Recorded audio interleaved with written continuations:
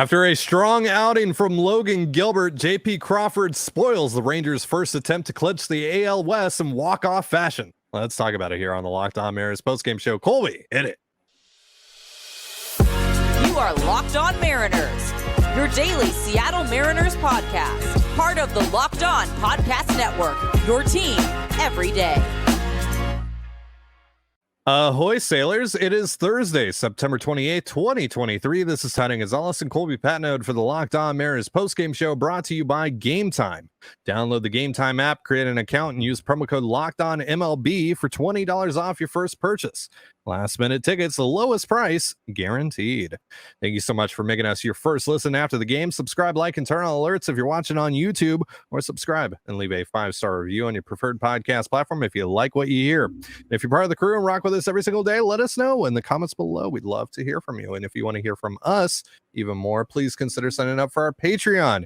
You now get a free 7-day trial to check out the show. The link, as well as our social accounts, is in the description of this episode. 3-2, the final score from T-Mobile Park. Mariners take game one against the Rangers in walk-off fashion. JP Crawford with a 2-run double over the head of Evan Carter as the Texas bullpen implodes once again. Colby, this terrible Texas bullpen, I almost called them Houston, Texas bullpen, which gave the Mariners plenty of chances down in Arlington. Unfortunately, the Mariners were not able to get the job done that time around, but this time around, they did nearly blow it.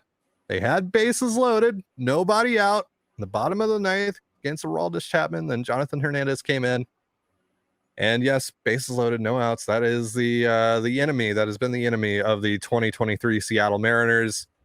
Mike Ford with a shallow fly out. Josh Rojas pops out in foul territory, but thankfully, the captain put the C on his chest already. JP Crawford comes through, finds some grass, scores a couple of runs, walks off the Rangers, spoils all their fun for tonight. At least still 3 games left in this series, still plenty of opportunities for the Rangers to clinch the AL West, but for now they are still not crowned thanks to JP Crawford. Colby, your thoughts? J.P. He is that dude. Oh, captain, my captain, like put the C on the chest already. Let's get this done. What are we waiting for? Yeah, it was incredible because, it's throughout most of the night, the bats were just awful. And, you're just kind of sitting there, and you're at some point you get to the point where you're like, okay, well, let's just get Montgomery out of this game and we can go up against his bullpen. And then the bullpen came in and it made you look bad, and it's over at that point. And you know how important this game is. It's critical to have any shot really whatsoever. You needed this game to get within 1 of Houston, much more manageable, to make up 1 game in 3 than it is to make up 2. So yeah, you absolutely needed it tonight, and you just wasn't looking like it. And then, credit to Cal Raleigh, who comes up and gets a big hit. Credit to Dylan Moore, who comes up, he gets a big hit as well. And Ty France goes out there and try to expand the zone, doesn't try to do too much. He now, granted, those pitches weren't all that close to the strike zone, but whatever. That hasn't stopped him from swinging at pitches like that in the past. So he draws the walk, and you just kind of start to feel the energy in that building kind of pick up, and fans start to believe again. But then, they make the pitching change really quick, and here comes Hernandez, and it's Ford over Kelnick, and that seems weird. And then it's Rojas who doesn't get the job done, and you're just kind of sitting there, and it's JP, man. It's JP who has been the best hitter, one of the best hitters in baseball with the bases loaded. He has been a lot better the last couple days than he was the previous 4 or 5, and you're just kind of sitting there hoping that he gets it done, but really feeling like, man, they're really going to blow this. They're going to, their season is essentially going to end because they couldn't get a guy in from third with less than 2 outs with the game on the line. Like, that is so fitting. But JP says no. He gets 97, 98 down the middle of the plate, kind of inside out swing, slices it over just over the head of Evan Carter out in left field. And the rest is history. The Mariners live to fight another day, and they desperately need it because, tomorrow they're throwing Brian Wu, but tonight we're celebrating JP. Tonight we're celebrating a really gutsy performance from the Mariners pitching staff too. Is definitely going to be overshadowed, but Logan Gilbert was fantastic. Gave up a couple solo home runs, but other than that, he held it down. And Isaiah Campbell came in, he gives up a hit, and then he just locks it down. And Gabe Spire comes out, and he was fantastic. Did exactly what you needed him to do. Gets 5 outs. Looks really dominant against the lefties in this lineup. And then Munoz comes in and finishes it off, and your bullpen is right back in good shape again. You should have Munoz tomorrow. You should have Brash. You should have Topa.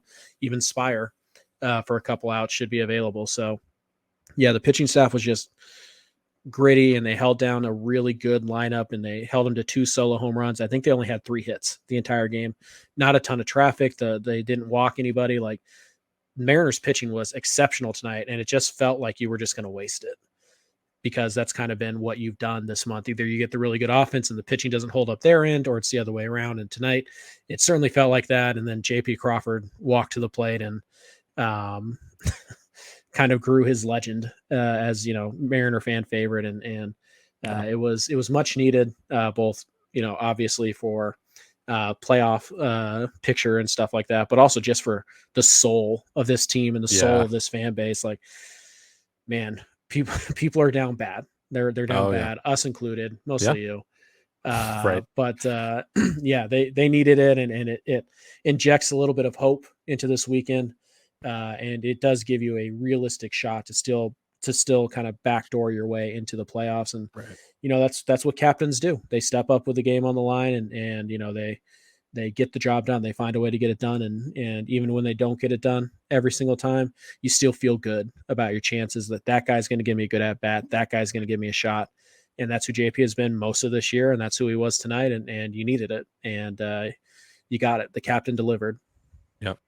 And as far as the playoff picture goes, this was a huge win because you were an out away from being 2 games back of the Astros. Now you are 1 game back of the Astros with 3 to play. So we're going to talk more about that a little later on in the show. But hell of a moment for JP Crawford, who is undoubtedly the captain of this team. And you don't have to ask me. You can just ask Cal Raleigh, who I just lost the quote, but I'll bring it back up here from Shannon Dreyer.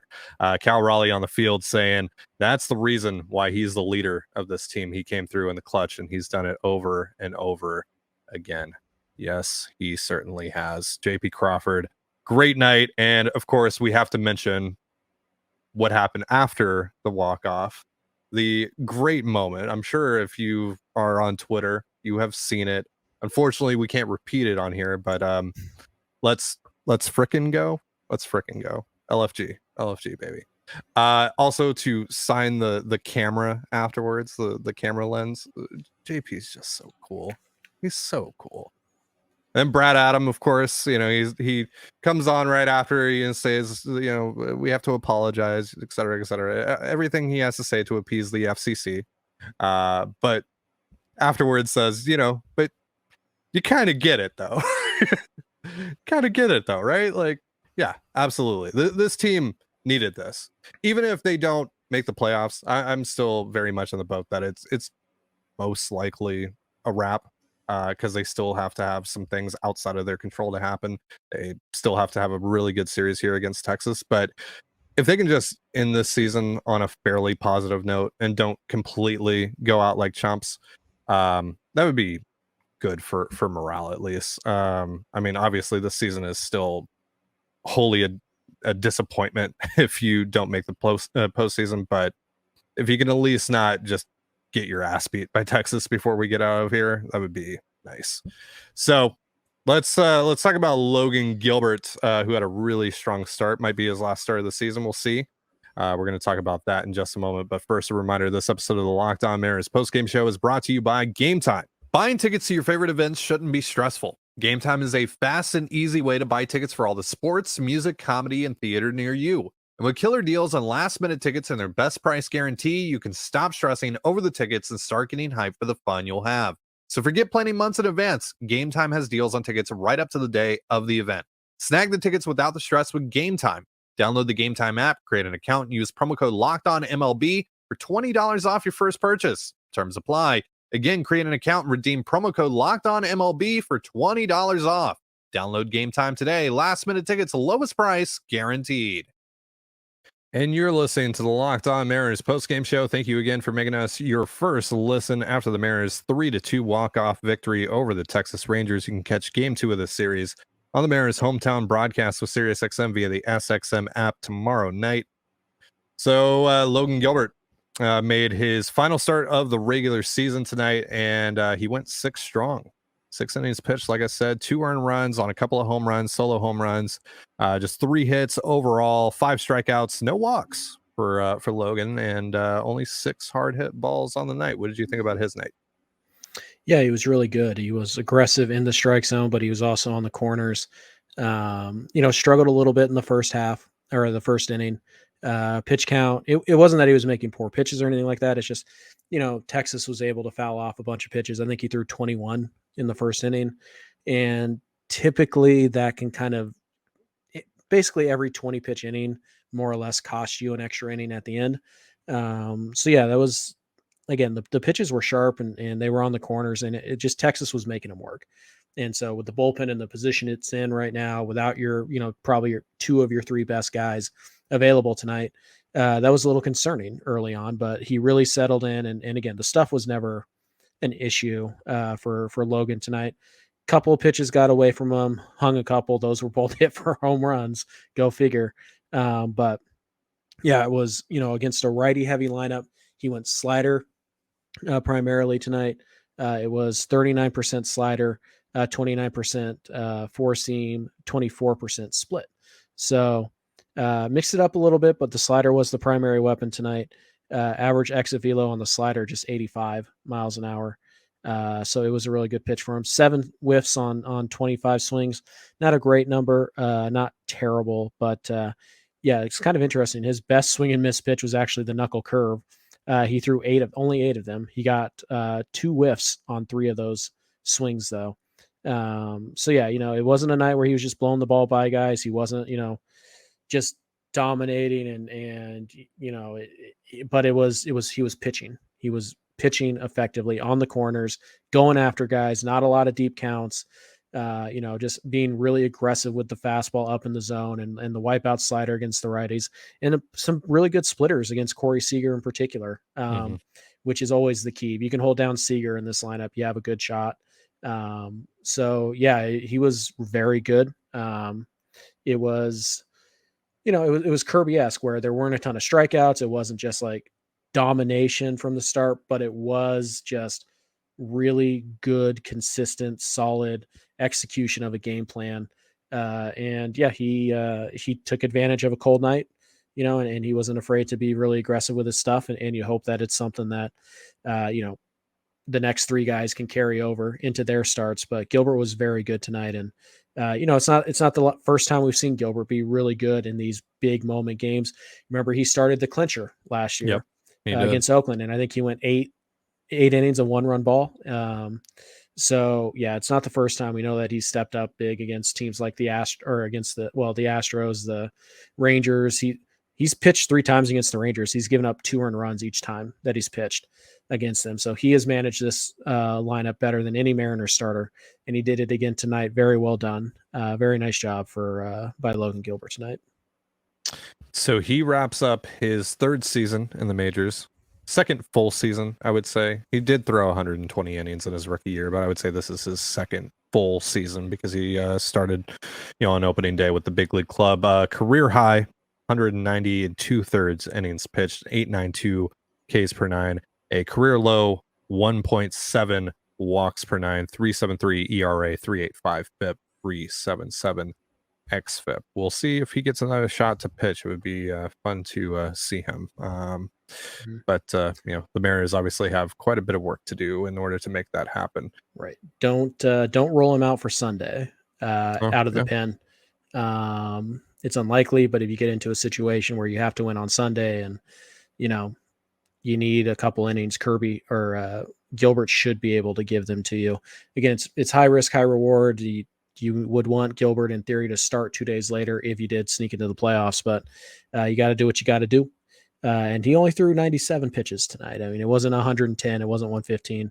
So he should be relatively well rested for his next start if he indeed gets it. And if he doesn't, it's another step forward season for Gilbert, who continues to show that he is at worst a high functioning mid rotation number 3 type of starter at worst. And obviously we've seen plenty this year to suggest that there's still yet another gear for Gilbert to find. So great year for him. It was capped off by a great night. Hopefully again, he does get another start, because that means your Mariners are in the playoffs. But if not, this was a great way to end it. And it's really 2 starts in a row where he has handled a very good Texas lineup, and his offense almost let him down both times.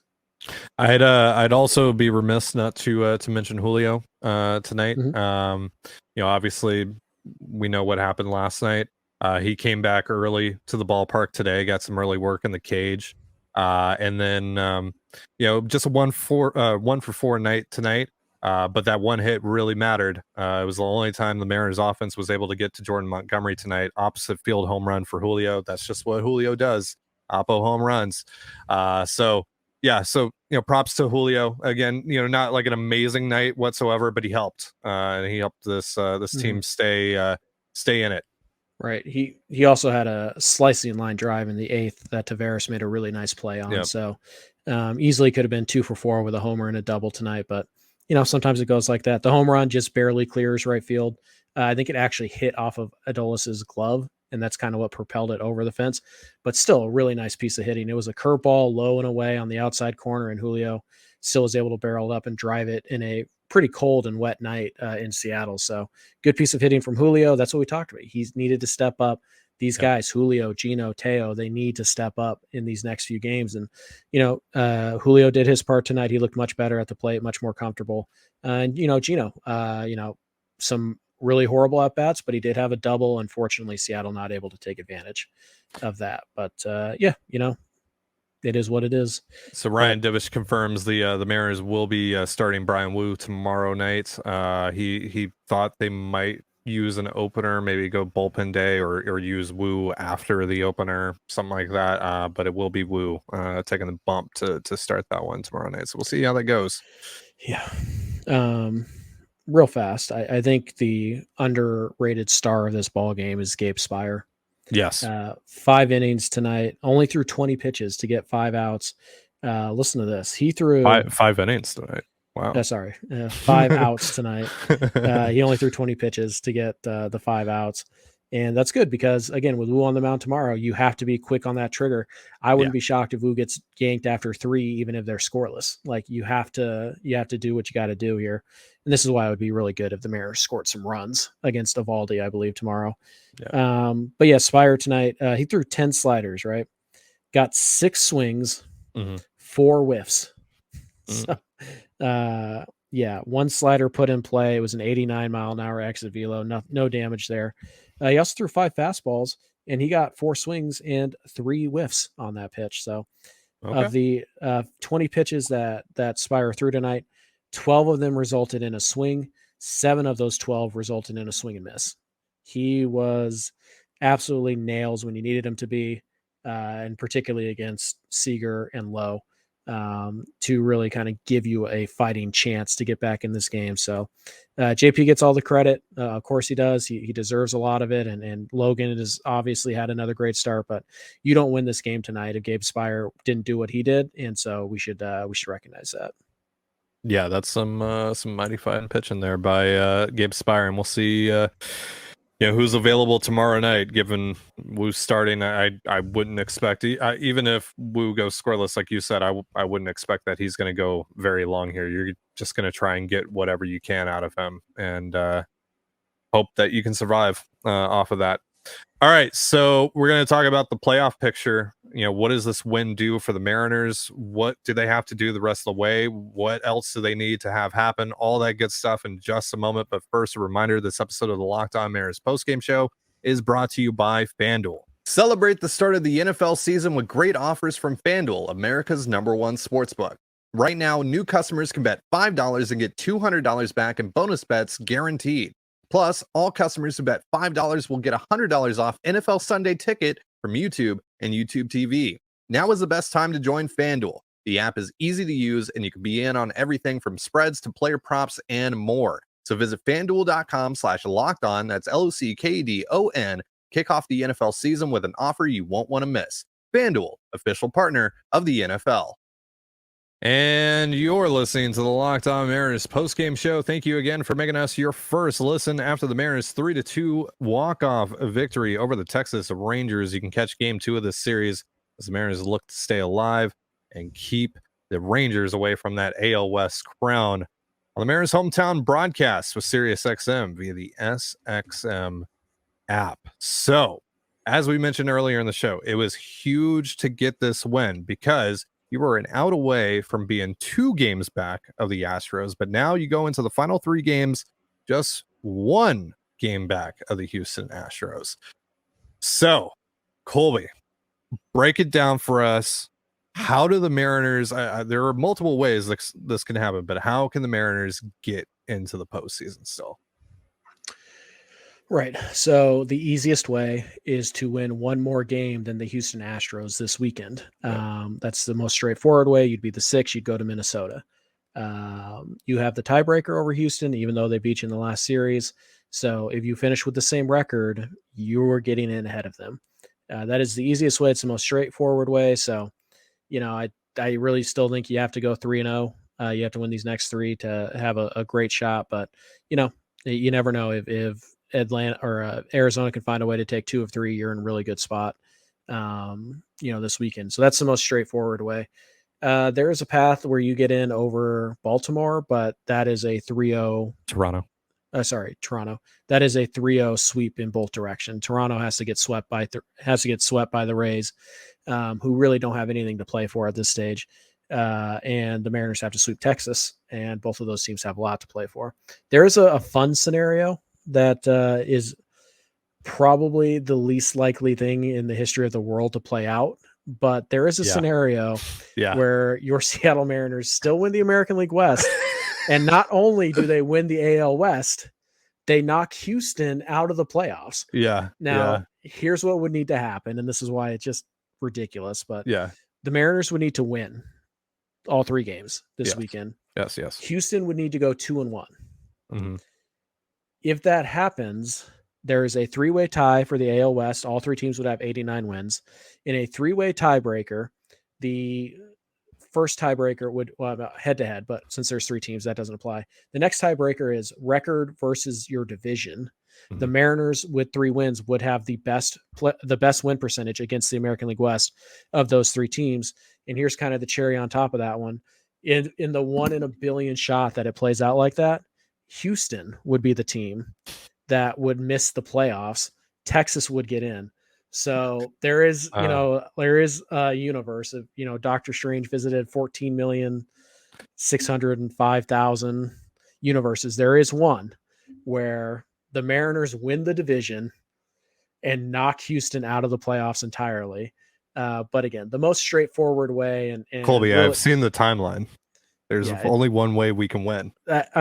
If we get to Sunday and that's a possibility, good, then we can think about that. But that is the only way you can get in via the division, division title. But just something to think about. Put it in the back of your head. Probably win the next 2 against Texas, and then you can worry about that. But in all reality, your only shot is to win 1 more game than Texas this weekend. And if you do that, you're in. Or 1 more game than Houston this weekend. If you do that, you're in. If you go 3-0, you feel really good about your chances to go in, just simply because tomorrow, when you look at the pitching matchups, for example, tomorrow it is Zach Gallen versus Hunter. Is it Hunter Brown or is it it's Christian Javier? I think it's Hunter Brown. Yeah, no, because we saw Javier. Right. It's a huge advantage to Arizona. Game 2 is a pretty decent advantage. It's Merrill Kelly versus, I don't remember who it is, but not one of their big guns. And then Sunday, it's JP France tomorrow. JP France, okay. So and then it's Verlander on Saturday, and then to be determined on Sunday. Right. So it looks like they might have moved Verlander, and then I think Merrill Kelly is pitching. So you have a shot. I think to get in, though, you probably have to sweep Texas. So, you have to treat all these games, these next 3 games, like they're must wins. You have to treat them like you did tonight, and you have to treat them like you did, against Houston on, what was that, Tuesday? Like, you have a 5-run lead, doesn't matter. We have to go to Munoz. We have to go to Brash. You have to win out is kind of the methodology you have to take. And then at the end of the night, you can look at the scoreboard and say, okay, did this loss end our season? Yes, no. Well, then I guess we didn't need to win out. But I think the mentality that Mariner fans need to have, and the mentality that the Mariners themselves are going to have, is that we have to win the next 3 to give ourselves a shot. It's totally not out of the realm of possibility that Arizona sweeps Houston and then you only have to win 1. How great would that be? I wouldn't count on it. I definitely wouldn't count on it. Just assume that you have to win 3 to give yourself a shot. And I think that's how Scott Service will manage these next 3 games. And hey, you know what? We don't have to see that awful lefty pitcher lineup. We get to see, Cal Raleigh hitting 3rd or whatever, and Teo hitting 4, and we get to see Mike Ford DH, and like, we don't have to watch Sam Haggerty, who had a pretty nice game tonight, though. Like, he did. Sam had a nice game. Props to Sam Haggerty. Yeah, last couple games, he's pretty nice game. Yeah. So didn't result in much, but Sam's been fine. Sam's been fine. Yep. Dylan Moore, on the other hand, but Dylan scores the game-winning run tonight, so it doesn't matter. That's right. Did it all by himself. That's right. Dylan Moore won this game. Yeah, he did. But so what you're saying is we need to give Thanos the time stone, and then we win the division still, right? Right. That's what you're saying, right? What I'm saying is that I did a solo episode of CTZ today, our Patreon show. Yeah, and I made it free for everybody. So if you're still on the fence, you can listen to it. Just click the link in our description below. Patreon.com/control the zone. Or just use the link down below, and you can listen to the episode for free. And you guys can see how I am unburdened when Ty is not there trying to drag me down, because I've already gotten a couple messages about how pleasant the tone of that episode was and how like uplifting and further proof that Colby does this as a bit to annoy me and contrast me. Although what's the common denominator here? You're not there. I'm the level-headed guy. So you provoke me. So check that out. But at the end of the night, I think it's more that you just have to make it up because you have to make up for the lack of my optimism. So no, I think that you're just like a dark force that just kind of like brings everybody down. So yeah. Fair. I mean, because I hate Julio, obviously. Yep. Like, I'm just the biggest hater in the world of Julio. He's not allowed to have any fun. He's not allowed to have bad games, et cetera, et cetera, et cetera. Mm-hmm. There are those who believe that. Yeah, no, they really are. They really are. Yeah. No, but it's a fun night. They stay alive for another night. Earliest they can be eliminated is Saturday night. So they're going into at least game 161 with a shot. Not exactly where you want to be, but you're happy that you're at least there. And anything can happen. It's baseball game. It's crazy. For all we know, Wu goes 6 scoreless tomorrow, or the Mariners score 7 off of Valdi, or what. We don't know. We don't know how it's going to play out. Maybe this is the one timeline where the Mariners still win the American League West. Who knows? But the point is that the Mariners have gotten themselves to at least game 161 with a shot to still make the playoffs. And tomorrow's I hate those words. I hate the words game 161. Yeah, I mean, we're talking about game 161 and games 162 whenever they're eliminated. Trust me, I got that barrel loaded. You're gonna be there on Sunday too. I am. Yeah. It wouldn't be the first time I've gone to a Mariners game at 161 or 162 just to watch them lose and miss the playoffs by a game. But hopefully we don't do that this year. How about this? How about the Mariners just win the next 2 and the Astros lose the next 2? That would be very epic. Why don't we just make this easy? Really? You know the answer to that. To quote Aaron Goldsmith on Twitter tonight, what? You thought they were going to win 6-1? There you go. So yeah. We'll see. But hey, you know what? We got a shot. We're heading into the weekend with a legit shot to make the playoffs, and it's not exactly where we want to be after where we were just a couple of weeks ago, but it is what it is, and opportunity. Sometimes that's all you need. I traveled through the multiverse. I saw the timeline. Let's make it happen. You could change the world with a swing of the bat. There you go. Let's get it done this weekend. There you go. All right. On that note, that's going to do it for our show. Thank you so much for joining us here on the Locked On Mariners postgame show. For Colby Patnode, I'm Trident Gonzalez. Be sure to give us a follow on Twitter at LO_Mariners. You can follow me at Dane Gonzalez, that's DANEGNZLZ, and Colby at CPAT11, that's CPAT11. You can also find all that stuff in the description of this episode. Thank you again for making us your first listen after the Mariners 3-2 walk-off victory over the Texas Rangers. Again, you can catch game 2 of this series between the Rangers and Mariners on the Mariners hometown broadcast with SiriusXM via the SXM app tomorrow night. Have yourself a beautiful baseball evening, and we'll see you next time. Peace.